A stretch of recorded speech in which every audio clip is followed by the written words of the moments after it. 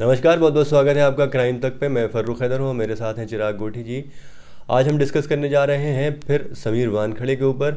इसमें जो दाढ़ी वाले का सस्पेंस था, जिसके बारे में नवाब मलिक लगातार प्रेस कॉन्फ्रेंस कर रहे थे कि क्रूज़ पे एक दाढ़ी वाला भी मौजूद था जो ड्रग पेडलर था। पहले उन्होंने ये कहा, अब वो कह रहे हैं कि वो दाढ़ी वाला लड़कियाँ सप्लाई करने वाला था। उसके नाम का खुलासा नवाब मलिक ने किया है। उसका नाम है काशिफ़, और उनका ये कहना है कि काशिफ़ वहाँ पे पार्टी में मौजूद था और वो बेसिकली लड़कियां सप्लाई करने का काम करता है ऐसी ऐसी पार्टियों में। और क्या क्या इल्ज़ाम है उनके। फैशन टीवी इंडिया के एमडी हैं काशिफ़, और इन्होंने अपनी सफाई दी। इन्होंने कहा है कि वो इस तरह का कोई काम नहीं करते हैं, बल्कि हैरान है कि नवाब मलिक जो इस तरह की बातें कर रहे हैं। और वो कह रहे हैं कि वो सिर्फ एक इसके स्पॉन्सर थे और उनकी तरफ से एक पार्टी दी गई थी। वो किसी को नहीं जानते, ना तो वो समीर वानखड़े को जानते हैं, ना वो आर्यन खान को जानते हैं। तो उनको समझ नहीं आ रहा इस तरह की बात नवाब मलिक क्यों कह रहे हैं। लेकिन सवाल ये उठता है कि अब इस पूरे मसले को लेकर एक तरफ जहाँ समीर वानखड़े को गिरफ्तारी का डर सताने लगा है, वहीं दूसरी तरफ ये दाढ़ी वाला जो शख्स था, इसको लेकर बड़ी चर्चाएं हो रही थी 2-3 दिन से। अब नवाब मलिक ने क्लियर भी कर दिया, हालांकि वो भी आ गया। तो क्या कहना है हैदरभाई इसके बारे में? देखिए, मामला आर्यन खान से शुरू ज़रूर हुआ था अब, लेकिन आर्यन खान की ज़मानत हो गई और आज ऐसी उम्मीद की जा रही है कि उनको रिहाई मिल जाएगी। लेकिन रिहाई के बाद ये मामला बंद नहीं हो जाएगा, बल्कि ये मामला टर्न हो जाएगा समीर वानखेड़े की तरफ, जिनके ऊपर एक नहीं लगातार कई इल्ज़ाम लगाए जा चुके हैं। उनकी जाति सर्टिफिकेट को लेके, उनके धर्म को लेके, उनके फर्जी तरीके से नौकरी हासिल करने को लेके, उनकी जो विदेश की यात्राएं हैं उनको लेके, उनकी उगाही के ऊपर उनके इल्ज़ाम लगे हुए हैं उनको लेके। यानी कि कुल मिला के आधा दर्जन से ज़्यादा आरोप हैं जिनकी जांच अब महाराष्ट्र सरकार और महाराष्ट्र पुलिस इस मामले के ख़त्म होने के बाद, यानी कि आर्यन के रिहा होने के बाद पूरी ताकत से, मुझे ऐसा लगता है कि वो जांच करेगी। हालांकि समीर वानखेड़े का कहना है कि वो एक अधिकारी हैं, तो उनकी जांच लोकल पुलिस को न देके जो बड़ी एजेंसियां हैं उनको दिए जाए। सवाल ये उठता है कि अब क्या उनको गिरफ्तार करने की तैयारी कर रही है महाराष्ट्र सरकार? जाहिर सी बात है, क्योंकि जिस तरह से डे 1 से महाराष्ट्र सरकार इस कार्रवाई को, जो क्रूज़ पे गिरफ्तारियां हुई, उस कार्रवाई को लेके सवाल खड़ी कर रही थी, तो अब जब ये मामला सुलझ गया है तो महाराष्ट्र सरकार अपने पूरे ज़ोर से, महाराष्ट्र पुलिस हो या महाराष्ट्र सरकार, वो पूरे तरीके से समीर वानखड़े पर कार्रवाई करने का पूरा प्लान बनाएगी। तो क्या गृह मंत्रालय अब चुप बैठेगा? मैंने कहीं एक जगह पढ़ा था, शायद इनकी सिक्योरिटी भी बढ़ा दी गई है समीर वानखड़े। नहीं, सिक्योरिटी बढ़ाने का ये मतलब नहीं है कि आप आरोपी हैं या आप गिरफ्तार नहीं हो सकते। नहीं, लेकिन सिक्योरिटी बढ़ाई गई है, इसका मतलब सरकार का आपको पूरी तरह से सहयोग है। सिक्योरिटी तब बढ़ाई जाती है जब जान को खतरा होता है, ठीक है। लेकिन अगर आपने कोई अपराध किया है, मैं ये नहीं कहता हूँ कि समीर वानखड़े ने कोई अपराध किया है, लेकिन अगर ये साबित होता है कि वो अपराध उन्होंने किया है या फिर उनके ऊपर ये इल्ज़ाम विद सबूत ऐसे सामने आते हैं, तो वो जांच के दायरे में आएंगे। भले उन पे सिक्योरिटी गार्ड नहीं बल्कि पूरी सेना लगा दी जाए, लेकिन वो जांच के दायरे में तो आएंगे ही ना।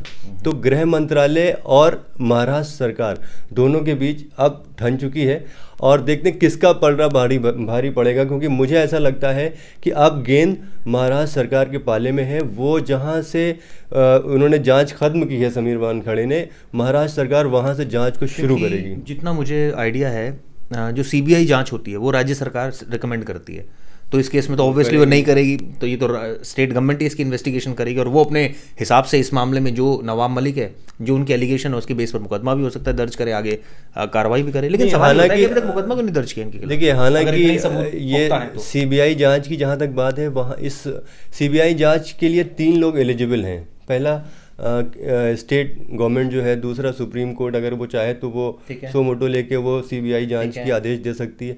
तीसरा, कुछ विशेष मामलों में केंद्र सरकार भी कर सकती है, क्योंकि ये मामला सिर्फ राज्य से जुड़ा हुआ नहीं है। ये ड्रग्स का मामला है और ये देश की सुरक्षा और संप्रभुता का मामला है। तो उस लिहाज से अगर केंद्र सरकार भी चाहे तो वो कुछ स्पेशल प्रोविजंस हैं। नहीं, लेकिन ये जो केस है, ये केस तो सिर्फ इतनी जांच की वो मांग कर रहे हैं कि समीर वानखड़े उगाही में शामिल है नहीं है, ये तमाम जो आरोप लगाए जा रहे हैं उनके ऊपर कि उन्होंने इस तरह गलत तरीके से नौकरी हासिल की। तो ये इसकी ग्रेविटी को देखते हुए वो बेशक सीबीआई से जांच की बात कर रहे हैं, लेकिन as far as gravity is concern तो मुझे लगता नहीं कि ये इतना बड़ा केस है जो सीबीआई इसको इन्वेस्टिगेट करे। ये तो लोकल पुलिस कर सकते हैं, लेकिन चूंकि यहाँ लोकल पुलिस ही कटघरे में है, सरकार ही कटघरे में है, तो ऐसे में क्या उम्मीद लगाई जाए? ये अपने आप में देखने कटघरे में तो समीर वानखड़े भी हैं। हाँ, वही मैं कह रहा हूँ ना, सारे ही हैं इसमें। तो कटघरे में तो केंद्र सरकार भी है, क्योंकि देखिए अभी सितंबर के महीने में, ये अक्टूबर का महीना चल रहा है, इससे एक महीने पहले मुंद्रा पोर्ट जो गुजरात में है, अदानी पोर्ट के अंतर्गत आता है, वहाँ 3000 किलो हेरोइन पकड़ी जाती है। उस पर अभी तक कोई भी जांच सामने नहीं आई है, ठीक है। और इस छोटे से मामले में जिसमें से 20 ग्राम ड्रग्स पकड़ी गई, जिसका पोजीशन मिला, और उसमें इतना बवाल खड़ा हुआ, तो मीडिया ने किया ना, मीडिया ने खड़ा किया। लेकिन जांच तो सरकार करेगी ना, जांच सरकार इसकी करा सकती। क्या जो सरकार है वो मीडिया के कहने पे जांच कराएगी आर्यन मामले की, या फिर वो अपनी कार्रवाई करेगी? तो इस मामले में वो कार्रवाई कर सकती है, तो उस मामले में क्यों नहीं कर सकती कार्रवाई?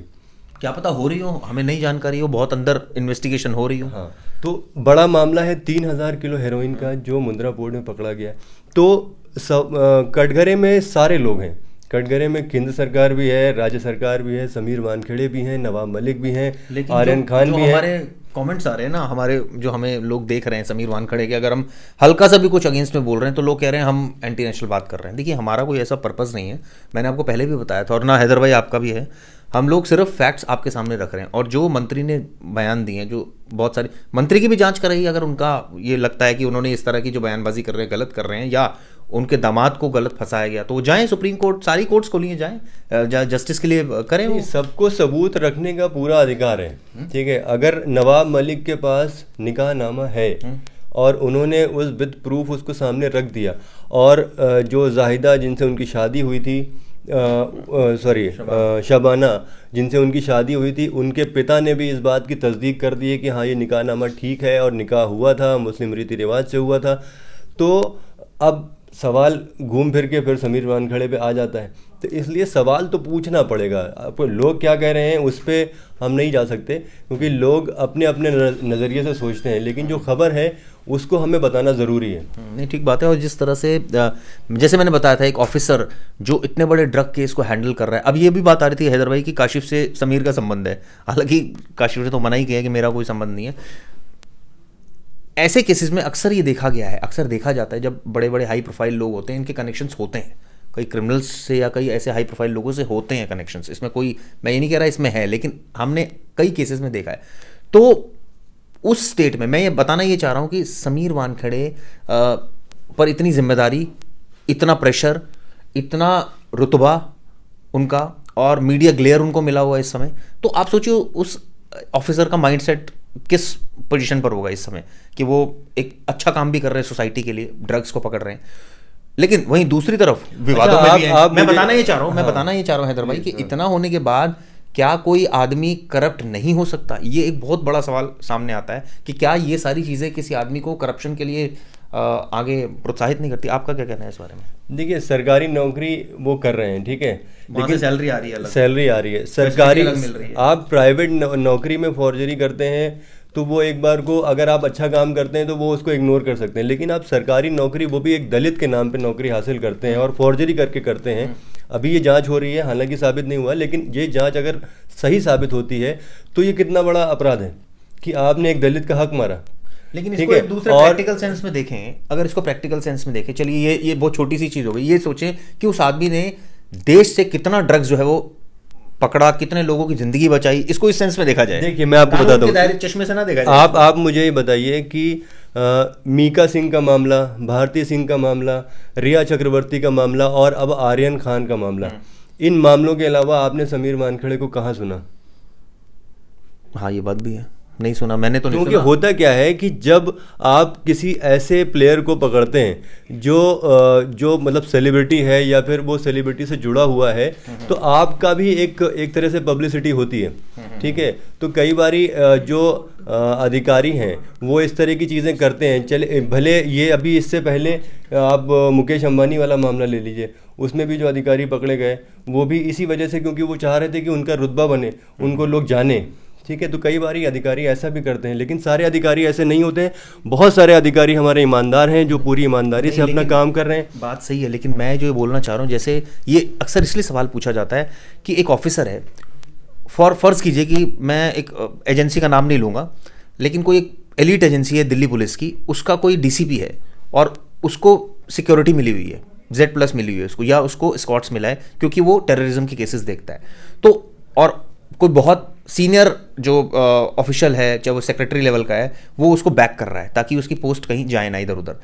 ऐसे बंदे को जहाँ उसकी सिक्योरिटी मिली है, जहाँ वो उसको सरकारी सुविधाएं सारी मिली है, घर मिला हुआ है उसको, वो आईपीएस रैंक का भी ऑफिसर है, उसकी अपनी 20 से 25 लोग हैं सिक्योरिटी में, ऐसे बंदे की माइंडसेट जो है वो सब समाज में देख रहा है गलत चीज़ें। आप फर्ज कीजिए वो आदमी देख रहा है कि अच्छा इसने ये किया, इसने ये किया, तो उसमें कई ऐसे ऑफिसर होते हैं वही कहते हैं यार क्या किया इसने तो 4,000 करोड़ का घोटाला किया, ये देखो ये 6,000 का करके बैठा है, ये देखो ये 8,000 का करके बैठा है। तो उस समय माइंडसेट क्या आता है किसी भी ऑफिसर का, वो ये सोचता है कि तो यार अगर हमने कर दिया 200 करोड़ का या 500 करोड़ का या 50 करोड़ का, कोई हमें किसी ने फ्लैट दे दिया, गिफ्ट कर दिया, तो इसमें कौन सी बड़ी बात है, दुनिया चल ही रही है।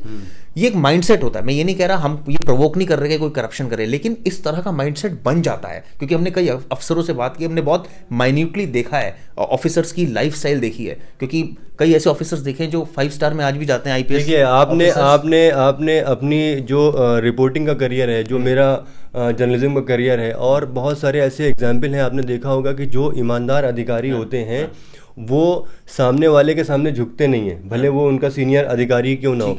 इस वजह से उनके लगातार ट्रांसफर होते रहते हैं। क्या आप जानते हैं कि समीर वानखड़े इसी पोस्ट पे काफ़ी लंबे वक्त से हैं?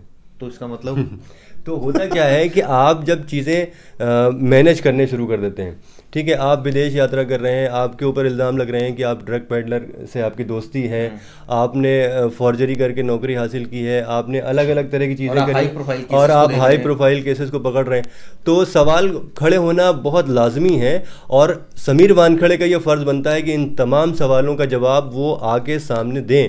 वो ये कह के पीछे नहीं हट सकते कि नहीं हम यहाँ पे क्यों जवाब दें, हम जब हमसे पूछा जाएगा। मैंने दोस्तों माइंडसेट हैदर भाई ये इसलिए बताया ऑफिसर का क्योंकि ये हमने पर्सनली ऑब्जर्व किया कि ऐसे ऑफिसर्स की लाइफस्टाइल होती है। क्योंकि आप सोचिए ना, सैलरी से वो जितना कमा रहा है, या ठीक है रुतबा बहुत है, लेकिन अक्सर ऑफिसर्स के दिमाग में एक चीज़ आती है, चाहे वो आईपीएस भी है, उसका अगर कोई करोड़पति दोस्त होगा, अगर वो उसको जैगवार से लेने आ रहा है तो वो एक टेढ़ी नज़र से जरूर देखता है कि यार इसके पास जैगवार है, मैं नहीं खरीद सकता। ये बात सच है, एक एज एन ऑफिसर, एक सरकारी ऑफिसर कोई जैगवार नहीं खरीद सकता। उसके मन में आता है लेकिन मैं इतना पावरफुल हूं कि ये मेरे पैर पकड़ता है जैगवार वाला आकर, ये मेरी स्थिति ये है कि मेरे पैरों में गिरा रहता है।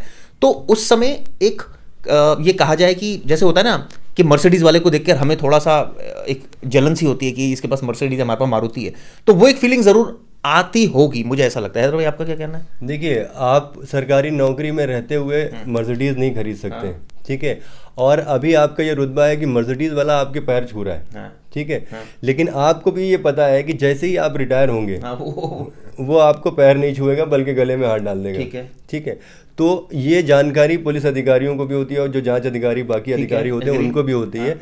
तो जो ईमानदार होते हैं वो तो अपने उसूलों पे चलते हैं, ठीक है। जो ईमानदार नहीं होते हैं, जिनके मन में चोर होता है, वो अपने रिटायरमेंट, पोस्ट रिटायरमेंट के प्लान तैयार करना शुरू कर देते हैं, ठीक है। आप जमा कर लेते हैं। आप जानते हैं ऐसे बहुत सारे अधिकारियों को, और बहुत सारे अधिकारियों के खुलासे हुए भी रिटायरमेंट के बाद, जिन्होंने पैसे लिए और उगाहियां करी। आप देखिए तो एक आईपीएस अगर कोई रिटायर होगा तो उसकी प्रॉपर्टी कभी असेस कीजिए, उसकी फैमिली की असेस कीजिए, उसके आगे पीछे की असेस कीजिए। आप आईपीएस क्या, मैं तो कह रहा हूँ एसएचओ की कीजिए, आपको पता लग जाएगा कि इतना पैसा सैलरी में तो नहीं आ सकता बॉस। तो इसका मतलब या तो उसको बहुत ज़्यादा लाइफ में बहुत ऐसे लोग टकराए हैं जो लाइजन, उनको जिसको लाइजनिंग बोलते हैं, एक वर्ड जिसको मैं बोलना मुझे याद नहीं आ रहा था, लाइजनिंग। तो ये ऐसे, मैं ये नहीं कह रहा कि समीर वानखड़े हैं, देखो दोस्तों, क्योंकि दिक्कत ये है कि कमेंट्स इतने ज़्यादा आ रहे हैं कि लोगों को लग रहा है कि हम बहुत एंटी बोल रहे हैं। इट्स नॉट लाइक दिस, हम एंटी नहीं बोल रहे, लेकिन मैं आपको एक माइंडसेट बता रहा हूँ, ऐसा होता है, ये सब चीज़ें होती हैं क्योंकि हम ये चीज़ें बहुत माइन्यूटली हमने देखी हैं। आपका क्या कहना है इधर भाई? गलत देखिए, कमेंट कैसे आ रहे हैं इस पे, जो फैक्ट है वो चेंज नहीं हो जाएगा, ठीक है। आप कमेंट करके मतलब ये चीज़ें कर सकते हैं, आप आज़ाद हैं इसके लिए, लेकिन जो फैक्ट है वो फैक्ट रहेगा। हम यहाँ पे फैक्ट डिस्कस करने के लिए बैठे हुए, हम इस बात की फिक्र नहीं कर सकते कि आपने कमेंट ऐसा किया है तो हमें उस हिसाब से झुक के बोलना। और हम ये भी नहीं सोच के बैठे कि समीर वानखड़े दोषी है, और हम ये भी नहीं सोच के बैठे कि समीर वानखड़े दोषी नहीं है। हम बिल्कुल सारे फैक्ट्स आपके सामने रखना चाह रहे हैं ताकि आप भी असेस करें, हम भी सोचे, आप भी सोचे। एट द एंड काम किसका ये तो कोर्ट डिसाइड करेगा, ये तो पुलिस डिसाइड करेगी, वो जो केस आगे बढ़ेगा सुप्रीम कोर्ट तक जाएगा, व्हाटएवर। लेकिन सिचुएशन इस समय ये बनी हुई है। तो फिलहाल इस प्रोग्राम में इतना ही। हम कल फिर हाजिर होंगे एक नए टॉपिक के साथ। तब तक के लिए नमस्कार।